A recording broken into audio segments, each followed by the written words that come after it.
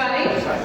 I want to welcome everybody tonight to the 8th floor. I am Deborah Fisher. I am the Executive Director of A Blade of Grass. And I want to start by thanking our generous host, Shelley and Donald Rubin, for loaning us this fantastic space, the 8th floor. And I also want to thank the staff of the 8th floor and our own staff for doing such a great job tonight.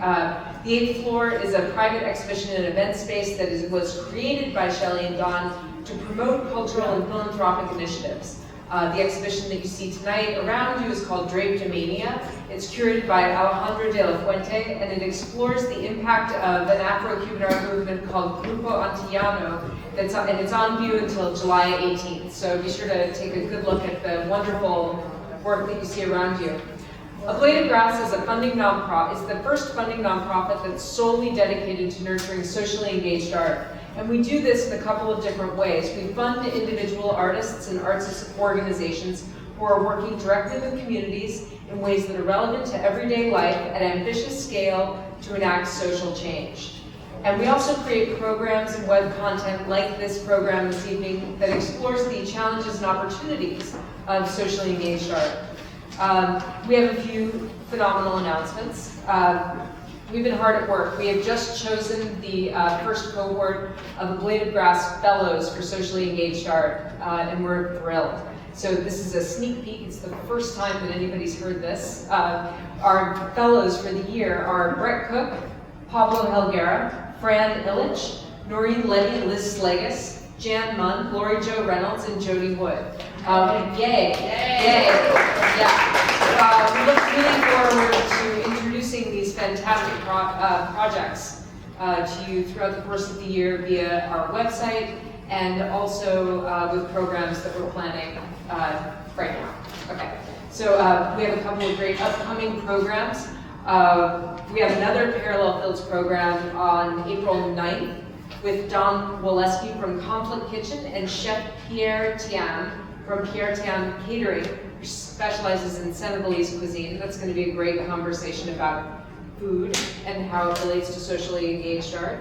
And we also have a program coming up on April 22nd called The Aesthetics of Doing. Aesthetics of Doing is a regular conversation that we have about issues in social practice. This one is going to be a live one. It's called Is Socially Engaged Art Always Progressive? It's a good question.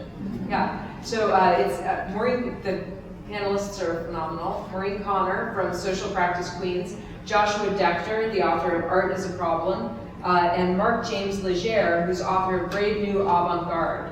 So there's going to be fighting, maybe. There's going to be we're going to put a net up.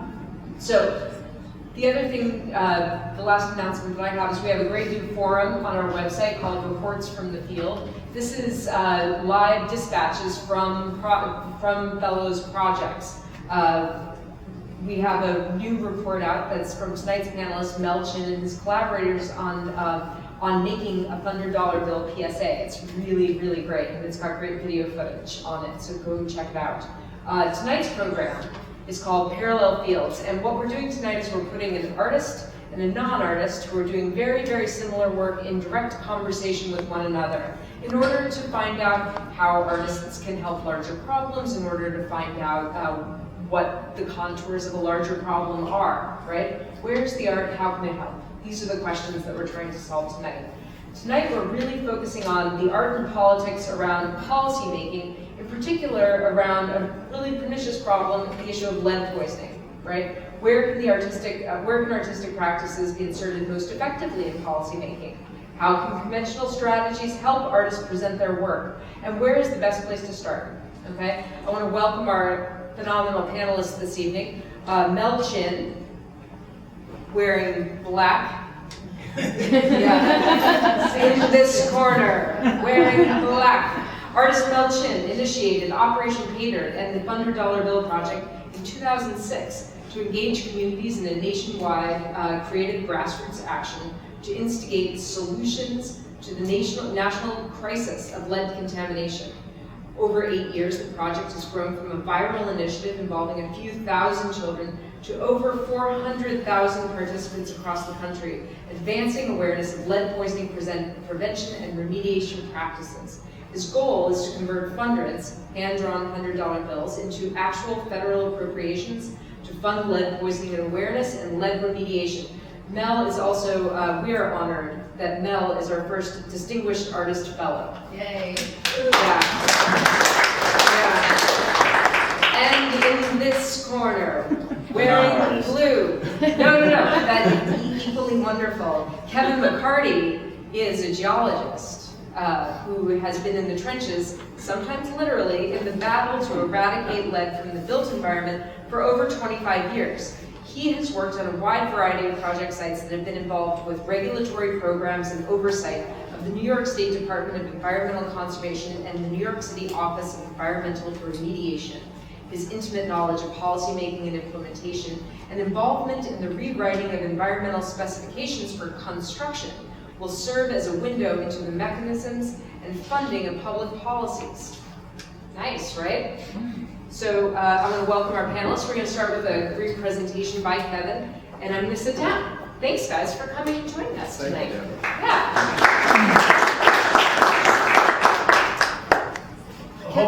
Thank you. Thank you. It's a pleasure to be here, and hopefully I don't make the problem so large that now we don't know what to do. But no. One of the things I'll try to illuminate in the world of construction that I deal with. Let me see if I can move things forward. There we go. So one of the things I want to talk about, lead contamination, where you see it. This is what I like a nice example. So it's actually a large section of the Bronx, waterfront area. The first picture is 1952. 1952, and then the last picture is about 2012. And so this kind of gives you a very quick pictorial of urban centers, not just New York City. If you think of post-industrial America, the last 100, 150 years, most industry was located on the waterfront. And today, throughout the United States, the most sought-after property is on the waterfront. And this is the kind of space that you see. This is a manufactured gas plant, generated electricity and gas for probably 60 or 80 years. And here we have a large food distribution center on top of it. So that's kind of an example of what we have. We have residential, we have all kinds of other things. Most of the fill material, and if you look at the shoreline, quickly you'll see over here it's pushed out further, it's filled in with even more historic fill. It's not just lead contamination, but lead is really one of the bigger problems that we have. One of the other things that we find in construction, if you think about construction, and that's what I deal with, and I'm trying to stay away from remediation. So we have remediation, which is a cleanup of a known contaminated site. We'll leave that aside. That's easily dealt with. Construction happens every day of the week. Everywhere you go through the city and you see gaping holes, Midtown, Brooklyn, Queens, every other city from Boston to Baltimore. Giant holes. All of that material comes out. A lot of that material looks just like this. And it's taken to other places in the country. Many issues that we don't see, and this is kind of the unknown. This material is often excavated, driven through the streets of New York and other cities, and then taken, this is kind of a post picture, and it's taken to places, and if you look at the upper right-hand picture, in an upscale residential neighborhood, where no one has any idea this material is there. Now, these can be rural towns in Ohio and Pennsylvania. So what I'm kind of trying to quickly show, the problem is unseen. In many cases, it's unknown. And one of the unregulated pieces really comes out of construction. So you cannot build anything without digging a hole. When you dig a hole, you lift material out of the ground and you have to take it somewhere. It often winds up in various different places, waterfront areas. It winds up in the rural valleys. Right now, we're having a lot of issues. States like Ohio and Pennsylvania are finding old farmland, and they're no longer farming it, and they accept material to make money. And so they're taking a lot of this urban fill from kind of the first picture I showed you, and they're filling valleys and farmlands with it. So the problem is much greater than we really understand. All of this material impacts groundwater, it impacts natural resources, and it has a long lasting issue. So what I kind of wanted to present tonight and maybe illuminate that the construction aspects really need to be looked at and evaluated a little more closely. It's obvious that we cannot take all this material and put it in a rocket ship and send it to the sun. We have to deal with it. The laws of physics require us to, we can't take it away. How do we manage it? We use what we call engineering controls. We try to keep a lot of it in place and then use methodologies to encapsulate it and prevent contact. And so that's one of the things that I've been pushing, trying to develop for the last almost 15 years. And it is a long discussion. It's a long process. We're dealing in many cases with few regulations that even understand and are very convoluted with respect to that. So it's a slow change, and Mel and I were talking a little bit about it. Sounds good. Mel, do you want to talk a little bit about where you're coming from? Of course. All right. So, bad things brought me down to New Orleans, as you might know, but this is what really compelled Operation Vader. This map is soil lead. And the soil lead and the dark zones are like 1,700 parts per million. 400 parts per million being like, a child's not supposed to mess around with that, right? And but more than the soil, it was the issue that it was in the blood of 30 to 50% of the inner city childhood population. And that is enough to compel someone who might not have an idea to start up something. Another thing you have to understand, and Kevin, you probably agree, it takes money and science. Patience, time. And patience and time, that's right, thank you. And those things are absolutely necessary, so you had money. But there was no money, So obviously, in a modern world, you make a website, that might be one thing you start off with. And so we did that, and then you gotta get something to store the money. And I actually do work on things, so not just concepts. So we built the safe house. And another thing, if you're going to be in these communities with these high levels, then you open it up to them first. I think you have to get permission to enter neighborhoods. And this is a pre-ARC thing. This was a love where you live party, right? And these kids were standing out there and they said, what it looked like? And we hadn't finished the piece, and they said, it looked like a vault. And I said, stand back, it's not done yet, you ought to relax. I opened it up and they rushed me and they started screaming, where's the money? And then we had our party, which, love where you live, and it was crowded and packed with DJ Baby Boy and hammer. And I saw my first example of twerking. At that time, it was called Sissy Bounce, So I learned something that evening. But I also was there for a purpose. The house, outside this safe house, was 4,000 parts per million in the soil, and behind was 17,000 parts per million, and that was the reason, and 3 children had come out of this house, poisoned, and are having trouble and acting up in school and everything else. So then we had the official Prospect 1 opening, right?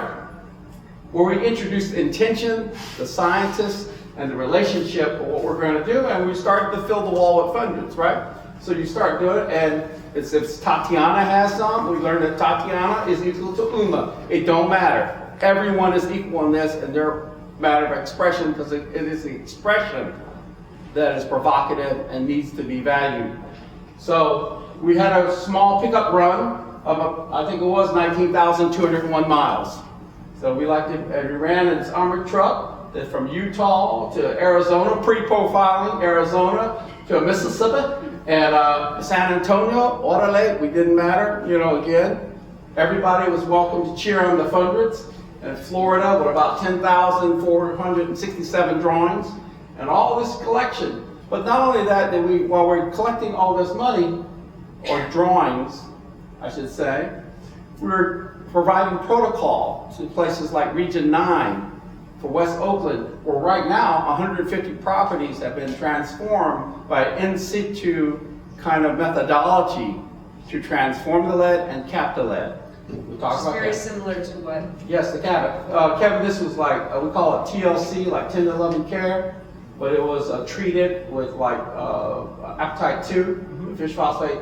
We try to begin the locking process, but absolutely cover so we can have immediate relief. So these properties were covered, right? And we went back to New Orleans on the download to begin to see how it would be effective as well.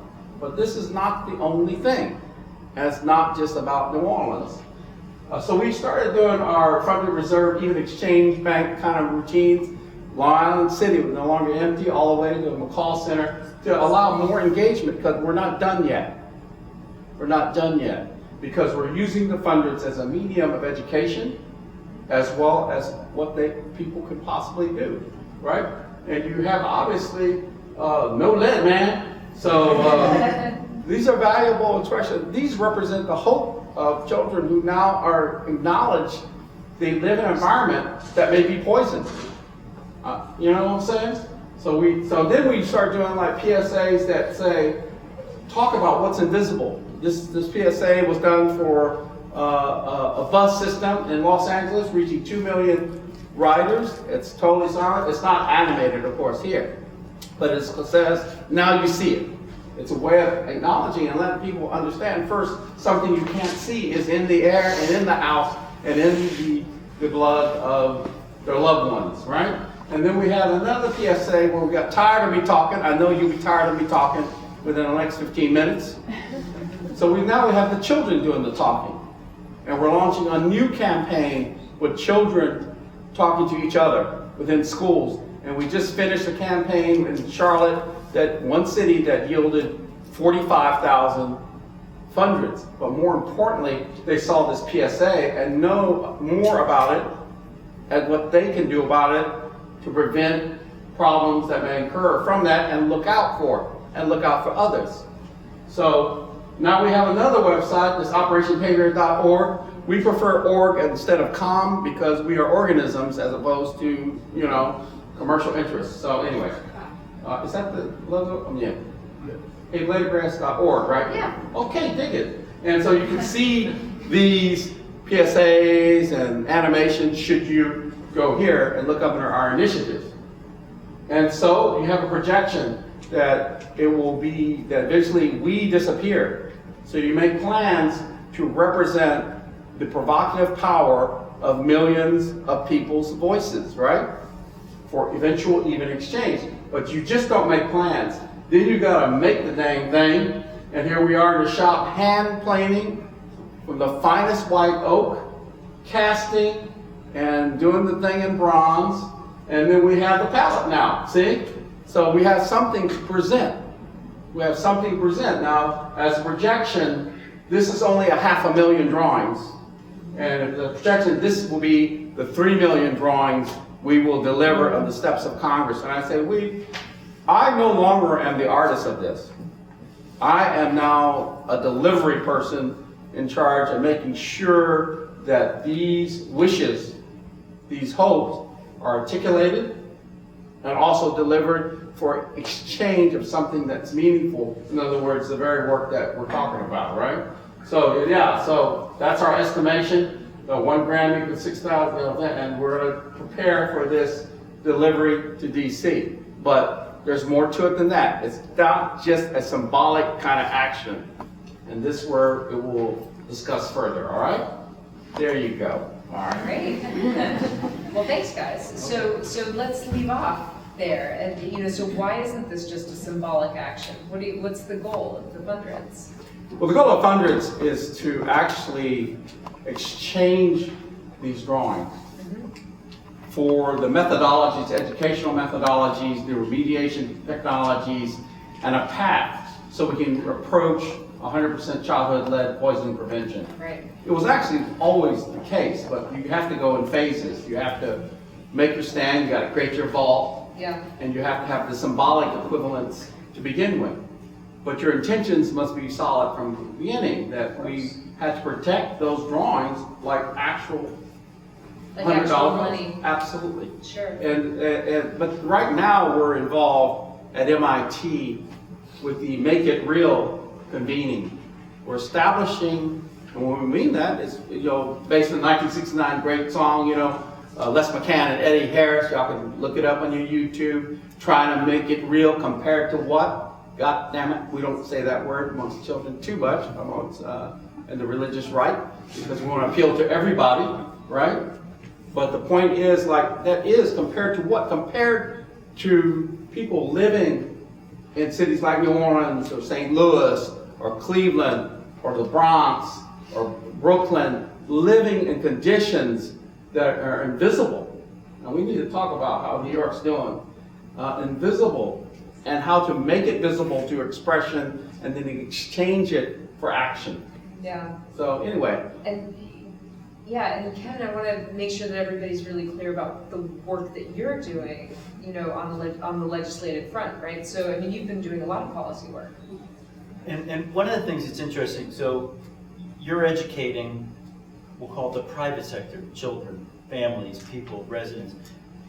I've spent a lot of time educating regulators, government officials. So the regulators, people in the state, EPA, their jobs are to protect all of us. And it's kind of the no good deed goes unpunished. They've got a set of procedures that they follow. They're very rigid. They're very, very difficult, seemingly, because they've got many, many layers. What I've been trying to explain to them and show them, and I like to say it's common sense. I like to use common sense because you boil it down, that these procedures of excavation, they call it dig and haul in the environmental business, it's dig and haul. You excavate it, throw it in a truck, drive it through the neighborhood. So dust is coming out of the truck, it's blowing through the neighborhoods, it's going on its way to wherever it goes, and then it's gone. But it's never gone. You're actually creating a problem somewhere else where it really didn't exist. So I try to take what we've learned in toxicology, exposure, and engineering, which is what you're looking at. Engineering is the greatest asset we have. If we could build bridges over rivers and they stand for 100 years and they can hold all kinds of traffic and weight, we can certainly engineer a problem like this. And so that's what we've been trying to explain to them, that we try to leave as much of the material in place, build over it, encapsulate it, because we can't take it away.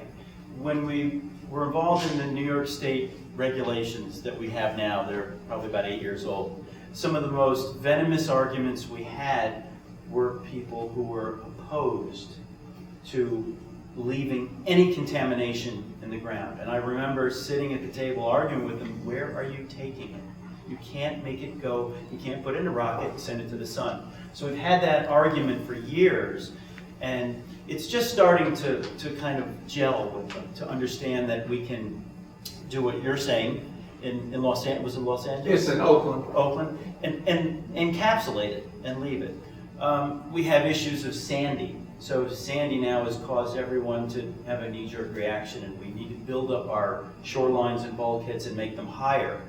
Well, now we're trying to convince people, why don't we use some of this fill material, stabilize it. There are a number of things you can do with it. You can mix it with cement, you can solidify it, and it locks everything in place, and then it keeps it from washing away. So we're looking at different things like that. It's an interesting thing. So we're educating adults and professionals in their own business, which is difficult because you have to present it to them and allow people to believe it's their idea, so to speak. Otherwise, you kind of come off as a kind of a righteous, indignant person who has a better idea, and that's not the case. It's just, I've been lucky enough to have been involved in construction in all phases of it, and a lot of people don't really get that opportunity. So I've been able to see where this stuff actually goes. Right. And that's been interesting. So Kev, how's it going educating these legislators? How's it going? The best thing that could have happened was, I call it kind of the crash of 2008. When there was plenty of money flowing and there was no limit to the money and you could get changes to send it somewhere else, people didn't want to bother dealing with it because it was too much effort, too much paperwork. Now that we don't have the money, because disposing of fill costs a lot of money. It's hundreds of dollars a ton, you've got transport, but when you have the money, you don't have to worry about it. It's an extra 10 million on a project, just throw it away, get rid of it. Now when you don't have the 10 million to throw at it, you're kind of forced to be creative.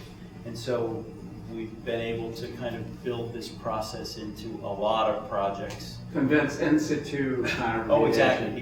Right now, the city is involved in writing a policy for reuse of contaminated material. We'll call it contaminated because it is. It's got lead in it, it's got other things in it. And in many cases, it's above the 400 limit. And how do we deal with it? How do we solidify it? Oh snap! So it's high, right? So. Yeah. So now is a very good time, you think, because of the crash, for us to go to Congress and ask for this situation to happen, the even exchange. The word we were talking about before, the word sustainability it's a great word because the definition of sustainability is constantly evolving. One of the slides that I had up here, I threw it in, but if you look at there was a project I used 40,000 yards of material. I'll make it. 40. Oh, no, it's fine. No.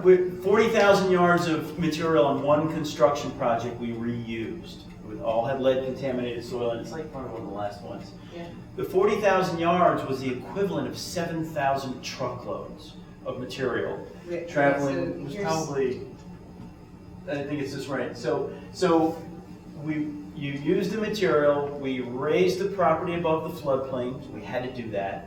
Saved 7,000 trucks traveling through the city of New York, into New Jersey, into Pennsylvania, and dumping the same material.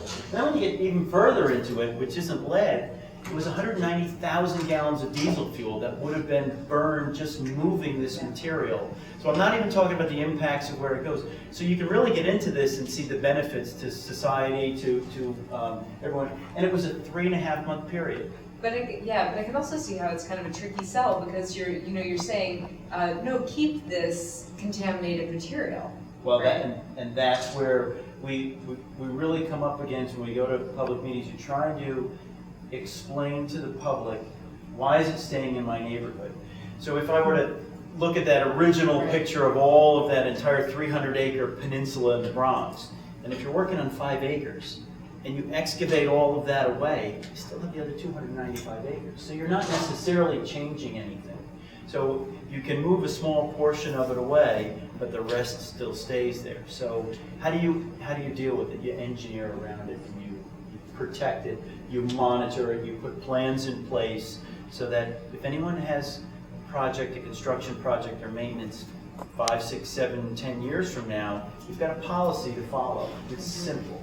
We're always fighting contractors because contractors make money, huge amounts of money, windfall profits, taking this material to other states and leaving it in place.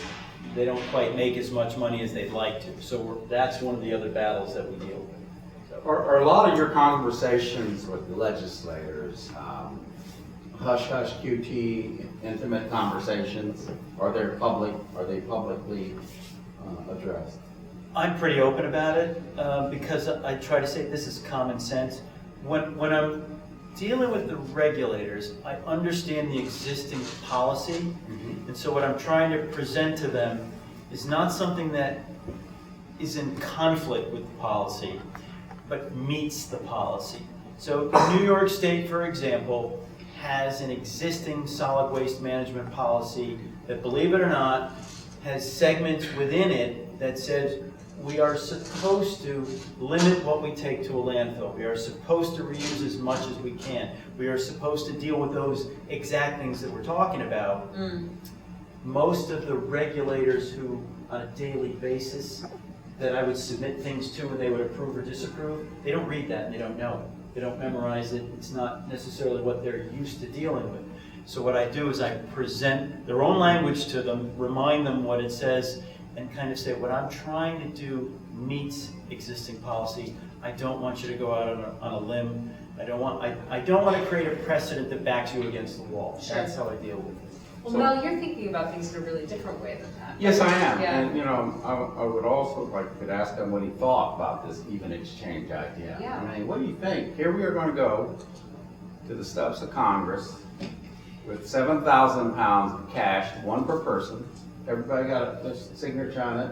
Grandmama to the little baby, that strong one. And we're going to present it as a call that these children from across America understand, and parents understand they're being poisoned, and we want to exchange it for actual policy, engineering, educational capacities to make sure every family in America understands what to do living within this kind of environment, because you can't walk away from it, right? It exists, and we'd like that to be in the most egalitarian method to do it. But what do you think when I would tell you this? Like, it's not going to happen, right? If we get No, that it way. will. And as you're saying it, you have examples, I have examples of how engineering works. And you present to them the proven, presumptive solution of engineering, but how that needs to be broadened and put into policy. And it's in studying that, evaluating, I don't like saying studying, because studying takes years and years, but evaluating that to put it into policy. You're not creating anything new, you're using something they've already approved. That's how I've approached it in New York State. I'm very skeptical, see, so, because this will be on a congressional, national level, U.S. Congress, some polite people there. We're starting to get to understand what they're all about over the many years. And so I don't want to approach it that way, and because right now, like, I'm going to tell you all things. If I tell you, I'm going to have to kill myself, because this is like quiet stuff, right? But there's a plan afoot. We're at MIT to create a package of evidence to show every legislator that we approach how their community is impacted through mapping and data visualization to understand that here's the contamination. Yeah, you probably already know about it, Congresswoman. Here are the test scores of children that are overlaid on that. Here are the rates of homicides within that climate. Here are the so-called good neighborhoods and bad neighborhoods. And that's just a package of evidence of how the people you represent with these 100,000 funders that came from them, where you're coming from. So you're educated of that. And part two would then be to say, okay, now here are the policies that are, so you would say, look out, make sure it's within regulation and things that are known. So you're pointing, which I like, you're pointing out the problem. Right. Part And one. what I'm explaining is the solution. And I always say to people, don't point out a problem if you don't have a solution, you're just wasting my time. So we're going to be working with you on this. So the presumptive solution exists. It's in practice. It needs to be broadened. It needs to be used more often and perfected, so to speak, within a regulatory framework. Yeah, see, It also sounds like, there's some work to be done in terms of getting people to accept the solutions, right? Because they don't feel as good as taking it away. Right. In the world of environmental justice, which I've been involved in for quite a while, there's a real lack of understanding of that kind of a thing. You're leaving this in the neighborhood. It's one of the reasons I put the first slide up there. So it shows an entire neighborhood that is literally historic fill, is literally heavily contaminated, and it hasn't changed, and it's still all out there. And this is sitting on top of it.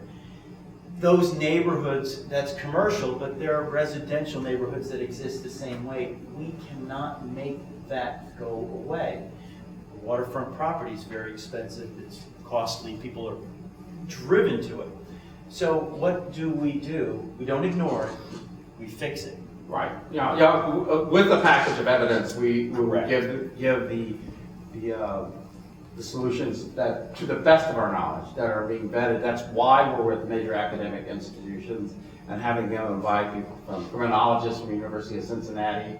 We talked about the 30-year crime report or lead report that came out of the University of Cincinnati. We're going to bring in people from Harvard School of Social Medicine or pediatric medicine, more importantly, to explain and get a package that we're trying to have a convening, so it's not artists talking, it's this collective talking about what can be done in order to allow a member of Congress to become heroic in their acceptance of the funders. This is going to happen before the delivery. So we're talking about, that's why I was asking about how difficult it is to make the case in terms of policymaker education. Not advocacy, not lobbying, it's more just like, hey, we got a big old problem, I got all this cash of people that are being threatened that we're going to deliver, and we're just delivering, but this is what we know. Oh, it's difficult. I'll give you the example in New York City. So there's a program being written right now to reuse where you have to excavate. So you're building a wastewater treatment plant. You're putting new sewers. If you go into Manhattan and you look up any of the streets and you see them excavated. So when you have to excavate and move material, where can I put it? How can I safely reuse it on another site like this and kind of add to it, but still do it safely? One of the problems that one agency in New York City said, well, okay, we have construction, so DEP, Department of Environmental Protection, they deal with all the water and sewer in the city of New York. Wastewater treatment plants, clean water, dirty water. DOT, they deal with the roads.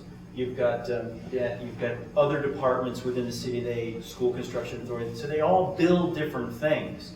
And they said, well, if we bring all this into a room together, who's going to make the decision? That's the big problem. So we focused it down to one agency, which is DEP, and they said, we'll take the lead on that. So find one entity that's willing to kind of start the ball rolling, present a policy or a process that's transportable, that others can adopt and others can just take it. And so it's not a one-off, it's basically something that can be brought elsewhere. Good. Yeah, I want to hang with this guy. I know, you guys are doing really, really similar work. It's interesting. I'm Mel right? Vin, so you're Kevin. I hang with gang of Vins, and perfect. makes pretty good Yeah. sense. So Mel, I actually have a question about, one of the things that you're doing a lot of is using the funders to make an invisible problem more visible, right? And in that case, it's two things, right? Like it's the lack of money and it's the lack of money. That's why they're funders and not pictures of lead, right? And then you're also working a lot on these PSAs that are really specifically geared toward educating people.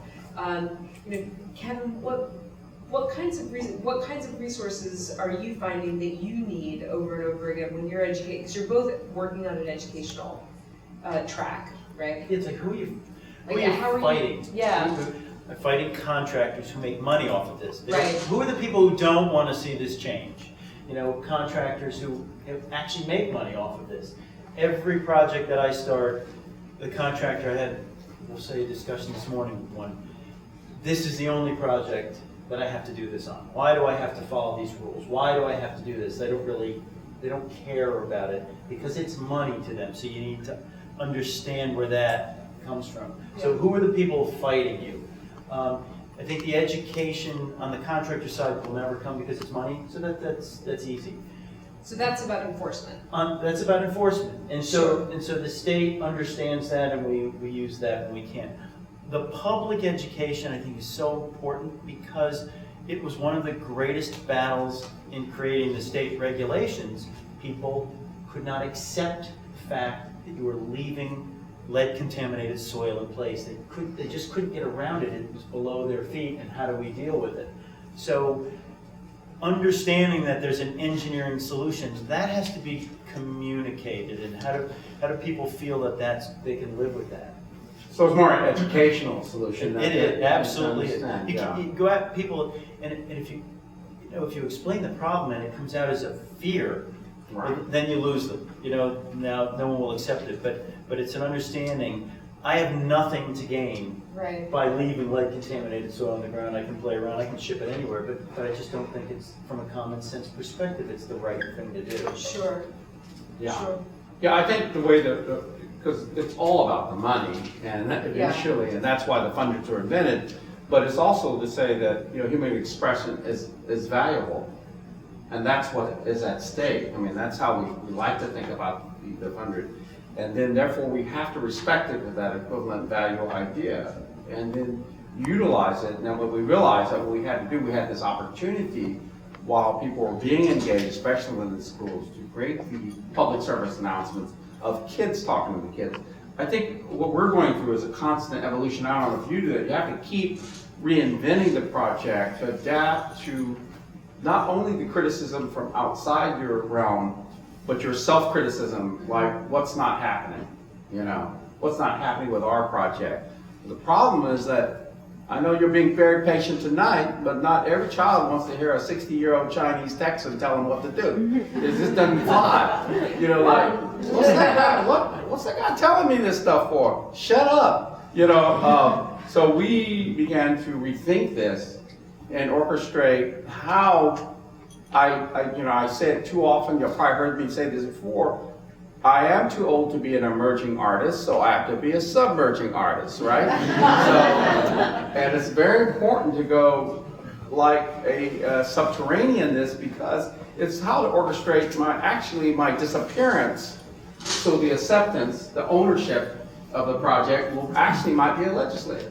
Yeah. That's how we have to look at it. That it's all invented, and I know we have these beautiful organizations that are there to celebrate artists and their activism.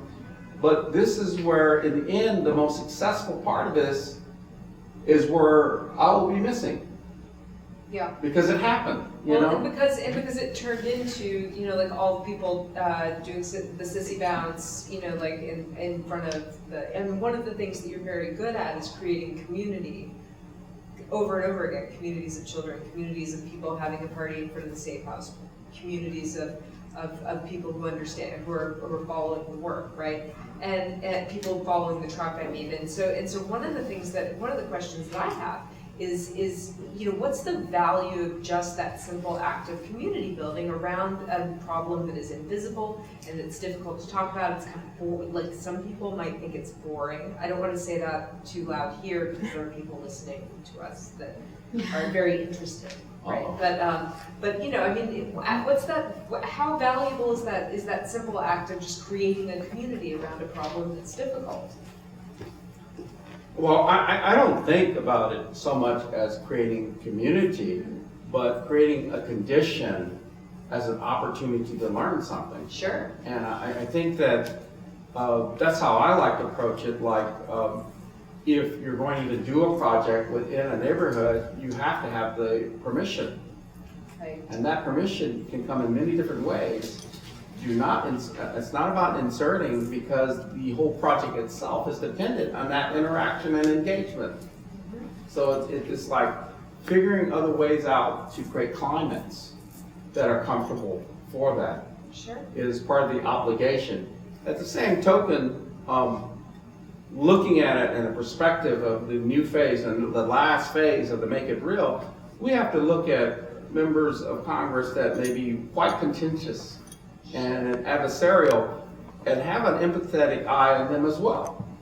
How you create the climate for the yes is more important than approaching them with an adversarial situation of listen, you have betrayed your constituency, because it's been happening for 50 years. This is untenable, right? But instead, we have to rethink that. That we have to be nonpartisan, and we have to put aside the personal. There's my political agenda.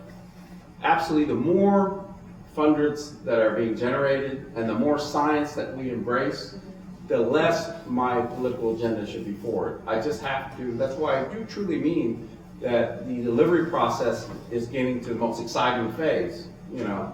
And it is understood, like maybe how people think about the hundreds as the art, and they are, or we wouldn't be building that palette, you know. Sure. And because they're gorgeous, if you start looking at, you know, thousands upon thousands of individual bits of expression, it accumulates in a heady way, you know, Yeah. and must be respected. And so it is like you see it less as your own, you know, Yeah. and you see it more as a responsibility as you evolve in a project like this. And I think this is what I'm learning. And it is an evolution. You look at the EPA, their job to protect human health, public, the environment. They primarily were set up in the 70s. Richard Nixon actually thought it was the best thing he ever did. Formed it. Richard Nixon did a lot of interesting things for the Isn't that environment, interesting? actually. Yeah. And you wouldn't have thought that. Yeah. Now, so you've got this massive behemoth, this huge agency that is ploddingly slow, and their goal was to clean up all of the industrial accidents that were never found, so to speak, the love canals and all of the rest. And as you said, there's an evolution. And the business that I'm involved in, it's constantly evolving. I'm using Sandy as an evolutionary step to say, well, now you need to build up the seawalls. Well, all of the contaminated material is near the waterfront. Why don't we just leave it here and fix it? So I'm trying to make a common sense point out of it, and in some cases it works. But if we take an environmental agency like the EPA and go to Washington, Congress, Senate, and say, EPA manages those really, really noxious sites. Truthfully, some of these are just as noxious, if not more impacting because the density in the population. So could EPA evaluate and help create policy that governs regular construction to limit the spreading of lead contamination? So you're not creating a new agency, you're kind of giving them a similar responsibility. They're already experts, they already know what they're doing. This is right in their wheelhouse. This is something that they could look at. Yeah, early in the visioning of the project, it's like the funders would be exchanged to existing, the funds that would come out would not create something new, but go to existing agencies that already have preoccupations and possibilities for this. That's why a couple of years ago we had drafted policy or protocol for the city of New Orleans. And it's Oakland called me, you know, the EPA emergency response called, because a Congresswoman, Barbara Lee, said, clean up this neighborhood. And when a congressperson says this, you better clean up that neighborhood. And he was frantic, and he says, what are you doing there? And we had not even implemented any of these protocols. You're talking about tree lumping them. Yeah, so we gave it to him. We gave it to him. We didn't sell anything. We don't sell anything. We don't take any money, because we save it for the funders, you know. Sure. And we gave it to them, and they were able to implement that because I felt in sincerity, you know, he was out to protect that neighborhood, West Prescott community. He knew the numbers, and kids were coming out of there with elevated lead, and it was an obligation to do so. And it's tricky about agencies, isn't it, sometimes? Because it's not always that. They're looking for funding. Yeah. And if you have create an understanding and a new idea and a focus, it's an opportunity. So you need allies. Right. And if so, there's an opportunity for them to get funding and support from Congress to work with them on that. There's a real potential. I want to ask you another thing about litigation. You know, like there's been some huge settlements, right? Because of lead paint.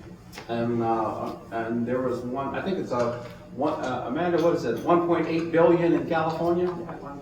And how much was it in Rhode Island? About another kind of big. Yeah. Do you know about this Rhode Island thing that happened? I read a little bit about it. Yeah. And there's another litigation just starting up in New Jersey. It was about a week ago I saw it. A facility has been taking millions of tons of material, construction material, contaminated material, and whether the testing was properly done or not, they found that they've accepted a lot of material well above what they should have. It's a classic example of what happens. People are trying to make money on their end. What will happen in the lawsuit, they'll go back to all the people who gave it to them and they'll drag them in. So I always try to say, your liability, manage your liability. If you're better off managing the material yourself than giving it to someone else, because people don't really know. Yeah, can I ask just one last question, then we want to make sure that everybody else has a chance to ask questions too. One of the things that I've been noticing is that you guys are like a couple of peas in a pod, really, when talking about how to work with legislators and how to kind of navigate this system. But one of the things that I think is very interesting is that, Kevin, you're kind of coming at this from the inside, right? And Mel, you're coming at this from the outside. You have a very different relationship to these organizations, and I'm wondering, you know, like what Mel, how do you get anything from your perspective as an outsider?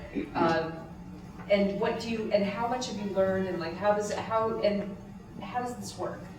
Oh, by the way, I'm an outsider because that's the only place that will have me. It's not because, you know, I've been trying. But That's you're getting at my question exactly. Yeah, you have, because you've learned an incredible amount. Right. No, but what I unfortunately, by being an outsider, you can approach everything from a cynical perspective, and I do need inside information.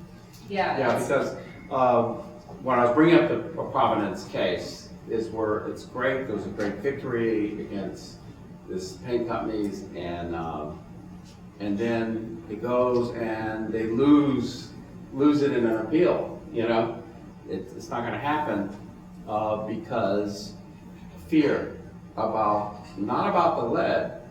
The other fear was the real estate value that would drop, and that was enough to change the mind of voters to say, we'd rather have the value of our land than be free of lead poisoning, right? It impacts me. Yeah. So that's why I'm cynical and very cautious about approaching things.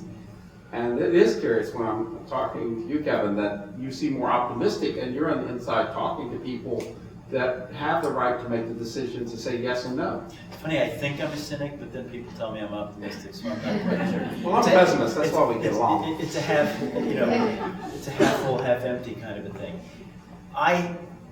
And so on the inside, having to get work done, and I'm not liked by many entities and contractors because I've kind of pushed this, and this is a 1990s kind of a thing, I've been pushing this, because it just makes sense. And it's become clearer over the years with the litigation, with the lawsuits. They just kind of, I'm ready to be proven wrong, but it just doesn't seem to be right. I've watched the business change from kind of a remediation. So we know we've got problems, and we know we've got this, to a construction where I see the same thing. It's the same material. It's the same level of contamination. And so the process of post-industrial America. Europe is the same way.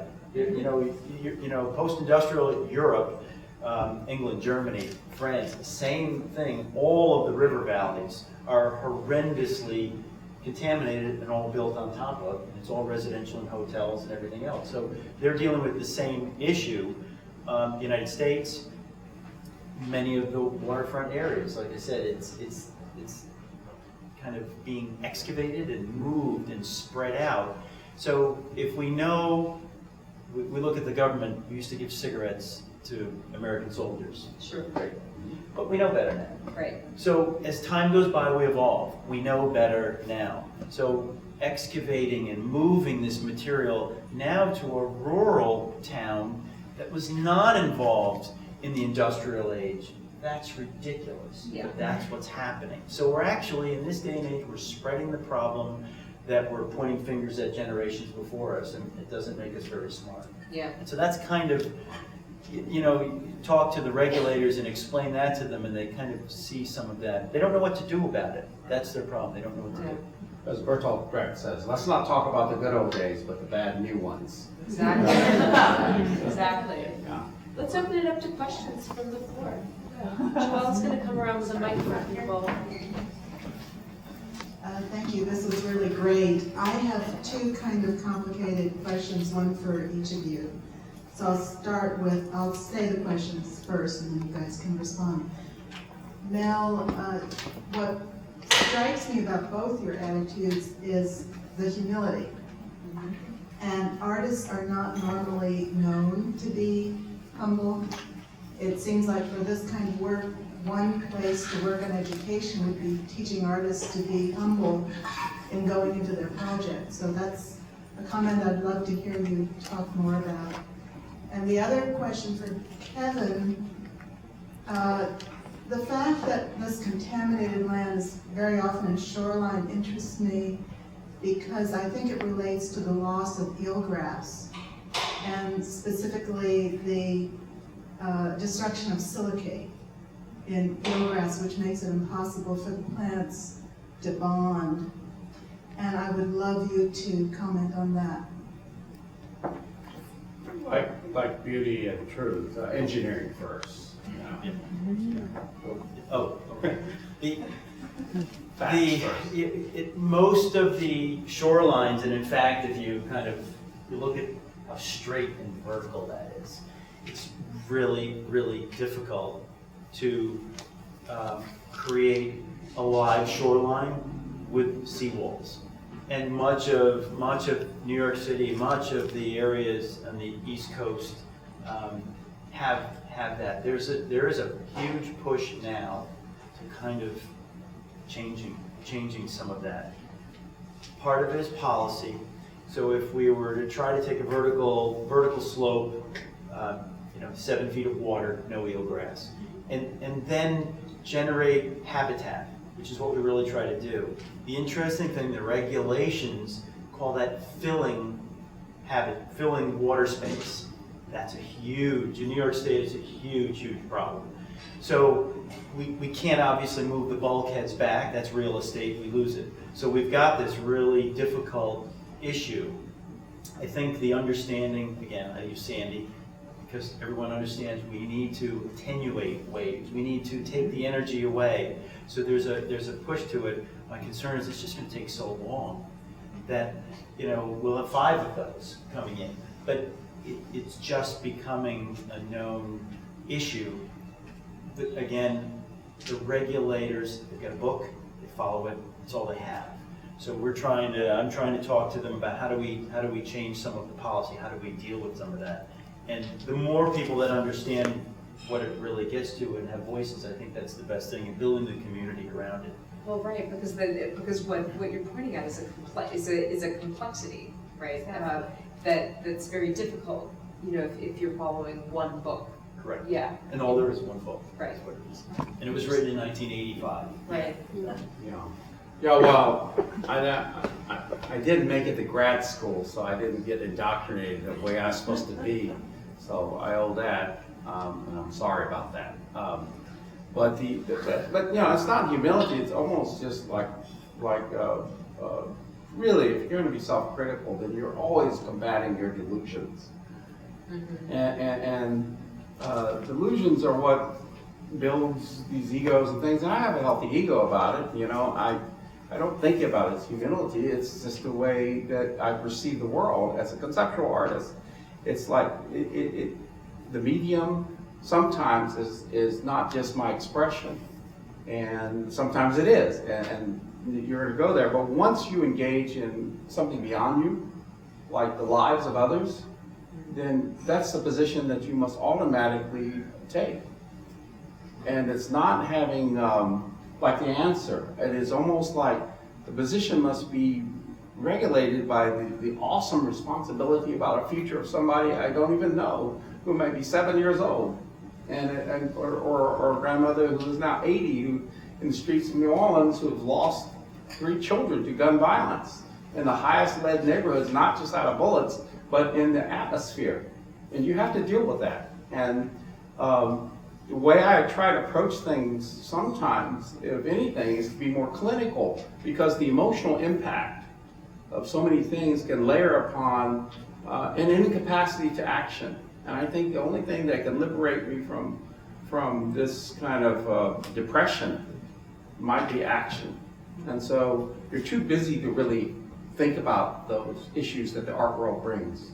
And I'm willing to sacrifice any terminology, whether art or science, to move forward.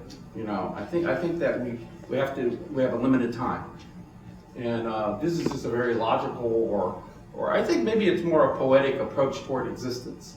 You know, it's just a little bit better. You know. Hi, this is a question for Kevin. I want to talk a little bit about the law in New York State when it comes to real estate and building.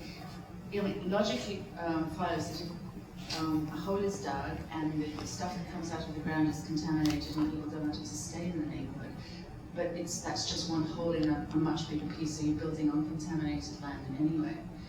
And isn't there legislation about having to clean up land before you build on it? And Deer went through this enormous process of cleaning off the box factory before they built the present exhibition site. And even yesterday I was on Roosevelt Island with the steam plant was about to be decommissioned, and the first thing that everybody was talking about was how you're going to be forced to clean it. So isn't there the land before it potentially can become an art space? But isn't that a legislation in New York State at least that you cannot continue to build on contaminated land? Interesting question. And in fact, somebody asked me this morning, is there a regulation that requires you to excavate historic fill? And the historic fill is the contaminated fill, and there's not. Because it would be such a daunting regulation, you'd have to dig everything up. The cleanup and the remediation, it's a fairly limited, called scope. So you have a spill, you have a release of, let's say, a leaking tank, or a spill of a chemical, or something like that. That's absolutely required to be cleaned up, and that's required to be dealt with. You can clean up your site, meaning excavate the material, that contaminated fill, to certain degrees, more or less, depending on what you want to do. There's no requirement to actually remove it, but there is a requirement, if you leave it, to eliminate exposure. You have to do what they call a qualitative exposure assessment, which is pretty straightforward, but it's eliminating the roots of exposure. Inhalation, which is breathing the dust, ingestion, which is eating it, and dermal, which is kind of contacting it, and kids playing in it. And so if you can engineer through those three pretty straightforward things, you can leave the material there.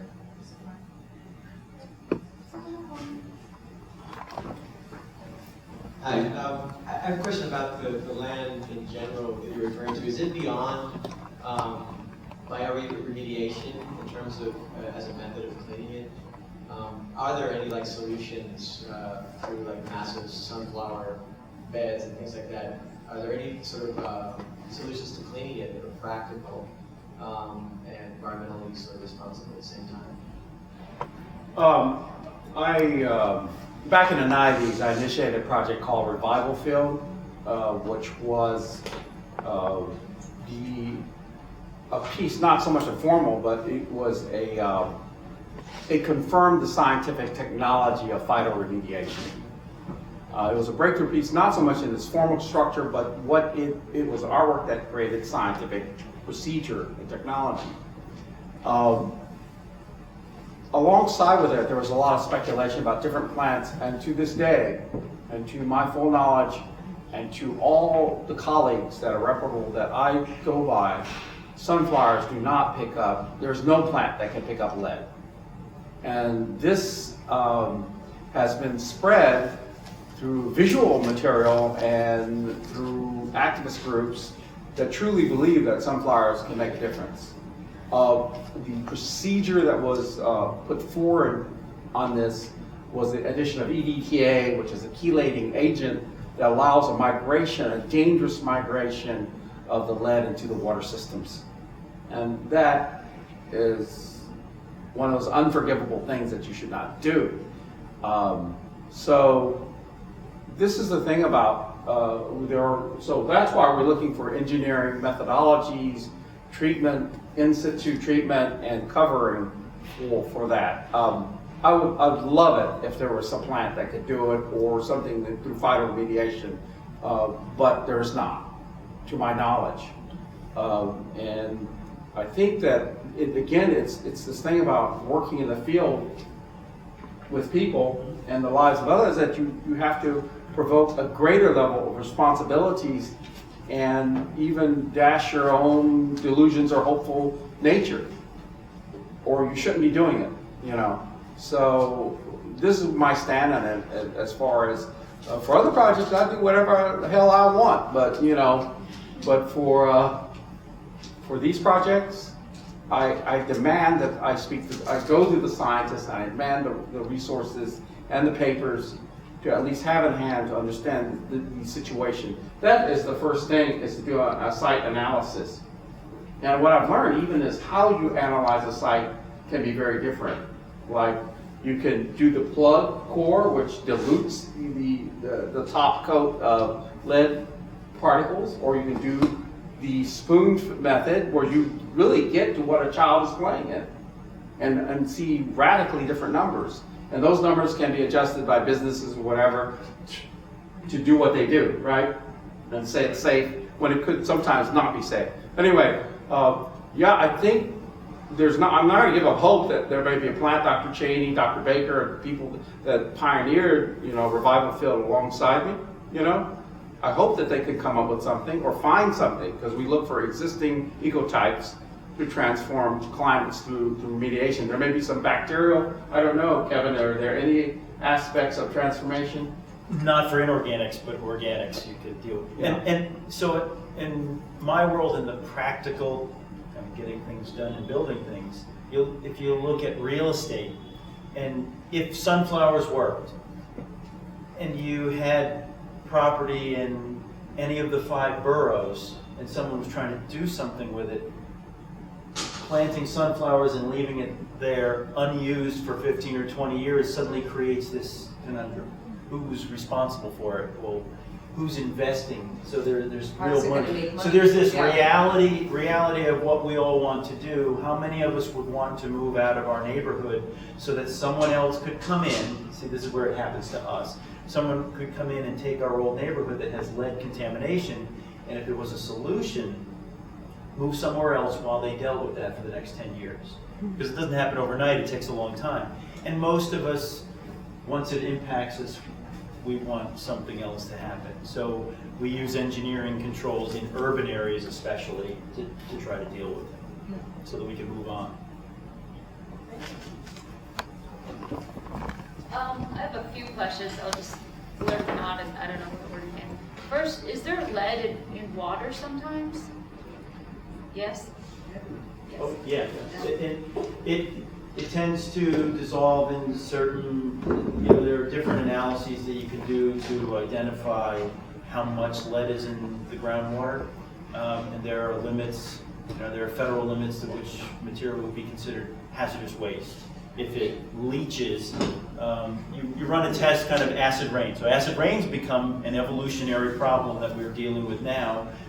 As rain pH lowers, it actually has the capacity to dissolve more and more lead and put it in groundwater. And the case in DC, where they added, it was like a substitute with fluoride or something like that, and it transformed the pipe structure. The chemical thing they added was poisoning the population, basically, with high levels of ingested lead. Dissolving the lead solder. Right, the solder and all the situation. So, and when you say the word lead pipe, it's only the solder joints that are lead. It's usually galvanized or cast iron pipes. Usually galvanized. Actually, that's another example of what we've learned. We learned solder was a phenomenal sealant of copper pipes. And we've learned that, and lead's very malleable. It melts and it fills the holes in it, and it flexes. But now we've found out that lead solder in the pipes, where water's passing through, it dissolves and creates a problem, so we don't use it anymore. So it's just another one of those things that we've figure it out. I guess I was, at first I was like, oh yeah, well, lead and pipes, you know, but that wasn't what I was originally referring to. I meant more like in oceans. I'm looking at this picture up here that looks like it could be like, you know, you might see an oil spill photo similar to that, but like, how would they get the water out of, you know, a large body of, I mean, how would they get the lead out of a large body of water? Is there a way to do that, or is it just kind of like, I mean, land is one thing. It seems like there's ways to remove it from land, as painful as that may be, to vacate your home for 10 years, but just curious. We're talking about one of the greatest dilemmas of contemporary life is how we're displaying our ecosystem. And we're just speaking to an oceanographer expert at MIT the other day for another project who was mentioning the relationship between plastics and lead and the tremendous amounts of lead in the oceans. Unfortunately, for my analysis, we're doomed. But that's my normal optimistic behavior. And it's always concluded, because looking at the ecological record, people are no damn good to begin with. So it's making sense now. But in the time we have left, and we should. I think I made the baby cry. Hey. Sorry. So the last question, yeah. It's so weird. Can I speak without this? Since you Yeah, guys so are right here. everybody here? So I also have two questions. The first one is for Kevin, just in terms of, maybe a boring question, but in terms of like, with the lead contaminated soil, if you were to put it in, mix it in with concrete, and let's say you were to put it back into the foundation or something like that, what's going to prevent the next person who, in the history of construction and development in this city and the rest of the world, eventually somebody's going to break that apart? And I'm assuming in the concrete, depending on what the additives are, if you break it apart, that will then be released into the air again. So in terms of that engineering and then further legislation, you know, 50, 100, 200 years down the road, what are you doing, I guess? And then for Mel, sorry, I guess we were talking a lot about change and how the project changes over time with, I guess, just history and people. And I'm just interested in, first, I feel like your project has a very, I mean, environmentally, we all understand it, but, you know, with the Mother Jones article and now understanding how it changes people socially, how has that evolved with your project in terms of social and political, legislative, everything issues? Okay, sorry. I know those are very far-reaching questions. We, with respect to the construction of the concrete, Yeah. one of the things that we've involved and incorporated into projects, and I've incorporated them now into construction projects. So I've taken a remediation, we call them management plans, environmental easements that go with property. Mm-hmm. So it's recorded on the deed, it's that there's a certain issue or condition, and that if anyone sells, buys, renovates, you kind of follow along and you have to perform that work. We're adopting a lot of those remediation practices into construction. One thing New York City's adopted in many buildings, almost carte blanche, vapor barriers, which protect vapors from kind of percolating up through slabs and into building. I know it's not lead contamination, but they've kind of adopted that as a general issue to put in every building, because even if their property's not contaminated, maybe the one next door impacts you. So there's a lot of that going on now. And that would follow a property through eternity. And I'm hoping that as we learn each new thing and we evolve and we get smarter, it becomes easier. It just becomes easier. Yeah, and Mel, do you want to bring it home on the social front? Yeah, of course. I mean, the project has not changed. You know, there's a condition out there that is transforming negatively the impact and the future of the world I live in. And the idea of 100% prevention, whether it came from soil first, but now we know it comes from all kind of levels, and the levels of 100% prevention would include education. Our evolution has been to continue to follow the original premise. This should not stand. It has never changed. The augmentation of articles like the Mother Jones article is supporting evidence. But but the way I look at it, and that's why I told you this is a spy mission. Dr. Milkey's mentioned in it. He's one of the leading experts there. When I looked at our article, the only thing I said was, thank goodness we're not mentioned. Because it's the inverse of looking for publicity. Because we want to be effective in that word you talk about, change. Or, I don't know, you want to use the word change, maybe providing an option that was not there before.